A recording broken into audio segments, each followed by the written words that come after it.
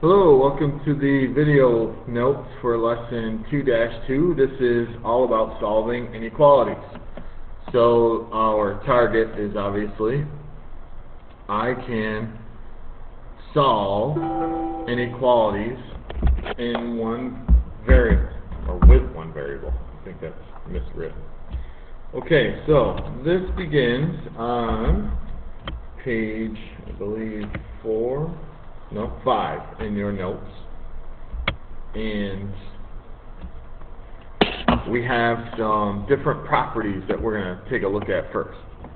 So, and these should make a lot of sense because they're basically the same properties that we used for solving equations. So, but instead of properties of equality, they are going to be properties of inequalities. And like I said, they should look very familiar to you. So the first one is the addition property of inequality. So for every real number, A, B, and C, if you add the same number to both sides, it should still be true. So what does that look like? Alright, well, if I've got the numbers 8 and 6, and I use an inequality, 8 is obviously bigger than 6. If I add a number, that same number to both sides, I get 10 and 8. And this inequality is still true. 10 is greater than 8. Okay? Same with our subtraction property of inequality, just like the subtraction property of equality, an equal sign. If I've got two numbers, 4 and 6, the inequality is going to be less than. So this time, if I subtract a number from both sides, I will get two new numbers, and this inequality is still true. It is still less than. Notice that it points out that it is also the same for the less than or greater than equal to signs. Okay, so now we also have multiplication and division properties. Notice though that it is only for numbers that are greater than 0. And we're going to see why in a few minutes, in just a moment in this video. But let's start with, so a number greater than 0. So I still have my 8 and 6, so 8 is greater than 6. This time if I multiply both sides by a number greater than 0, 8 times 2 is 16, 6 times 2 is 12, my greater than inequality is still true. I'll use my 4 and 6 again. 4 is less than 6. This time I'm going to divide both sides by a number greater than 0, so why don't I use 2 again? So divide 4 by 2, divide 6 by 2, and when I do that I get 2 and 3, and 2 is less than 3, so this inequality is still true. Alright? Pretty straightforward, probably makes a lot of sense to you, a lot like solving equations. Okay, over on the next page is when we're going to see something a little different. So page 6. Alright, so complete the following prompts for the inequality below.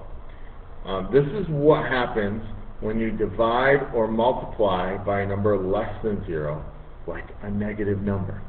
So we're going to identify if the new inequality is true or false, and then when we're done we'll draw a conclusion together about what happens when dealing with negative numbers and inequalities. And this is the big idea. So we've got negative 4 is less than 8. That's true. So what happens when we multiply both sides by 3? So negative 4 times 3 is negative 12. 8 times 3 is 24. Is negative 12 less than 24? Yes, it is. This is still true. Now we're going to multiply by negative 3 and watch what happens. So we have negative 4 times negative 3. That is, a negative times a negative is positive 12. And we have 8 times negative 3. So a positive times a negative is a negative. Uh-oh. This is no longer true. It's facing the wrong way. Okay. Now watch what happens when we divide. So negative 4 divided by 2 is negative 2. 8 divided by 2 is 4. So this one is still true. Negative 2 is less than 4. But watch what happens when we divide by a negative. So negative 4 divided by negative 2, negative divided by negative is a positive. 8 divided by negative 2, positive divided by negative is a negative. Uh-oh, the inequality is no longer true. It's facing the wrong way. So, what conclusion can you draw? Well, this is very simple. When you multiply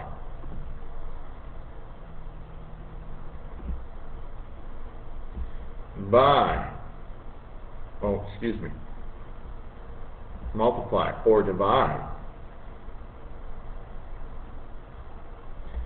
by a negative number,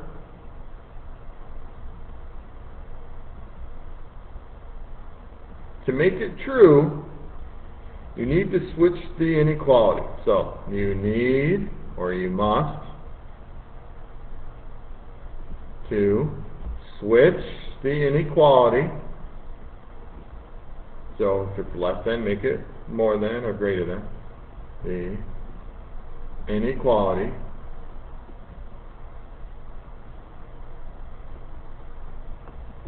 to make it true.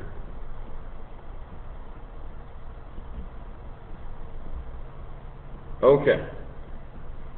Now, we're not done yet. We're going to do a little solving on the next page really quick.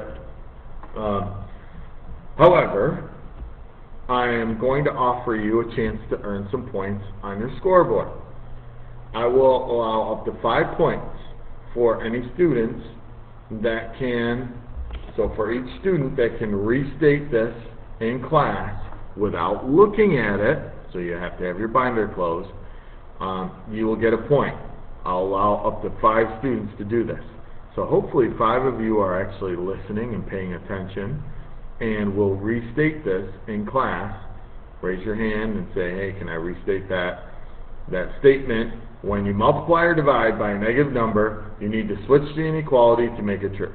Alright? 5 points. Big points. Alright, next page. Last thing we're going to do. A little inequality solving. First, so there's different steps. We're going to solve the inequality as you would an equation. So you can draw this down. I'm going to divide both sides by 3. You could do the distributive property if you wanted, but I noticed 18 divides nicely by 3. So I do that to get rid of the parentheses and the 3, and I get x minus 5 is less than 6. Now I'll add 5 to both sides, and I get x is less than 1. There's my solution.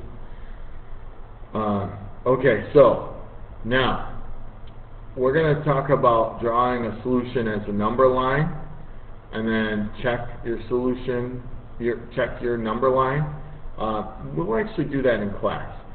What I'd like you to do is start solving this next one on your own and see what happens as you're solving it when you get to the last step. If you have to multiply or divide by a negative number, see if you can figure out what to do. And we'll talk about this in class, and we'll see how many of you get it figured out, and I'll walk you through the last steps of checking your solution and drawing a number line. Alright? If you had any trouble with this, go back and rewatch the video, although I think it's pretty straightforward. Good luck, and we'll see you in math.